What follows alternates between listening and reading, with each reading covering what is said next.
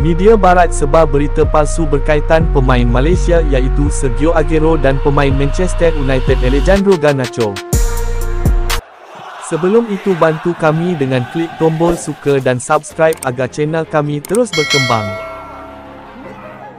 Media sosial barat iaitu Central Device mengeluarkan satu artikel berkaitan sikap Alejandro Garnacho sepanjang menyertai perlawanan pramusim di Malaysia, dilihat tidak memberi kerjasama dan tidak menghargai peminat. Hasil pembacaan mendapati artikel tersebut dilihat seperti sekadar ingin menokok tambah dan memburukkan pemain, seolah-olah menunggang isu Manchester United demi publicity. Difahamkan berita palsu tersebut tersebar melalui akaun X Central Device setelah Paul Hughes iaitu wartawan dari Times Sport melaporkan Garnacho dikatakan telah berjanji untuk memberi jersey beliau kepada Aguero selepas aksi persahabatan ASEAN All Stars dan United. Namun Alejandro Garnacho dilaporkan tidak melayan permintaan pemain tengah Harimau Malaya itu selepas perlawanan.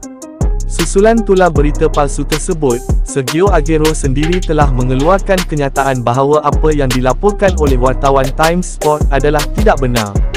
Malah beliau sendiri memaklumkan bahawa Alejandro Garnacho sendiri telah menyerahkan jersey miliknya kepadanya selepas tamat perlawanan.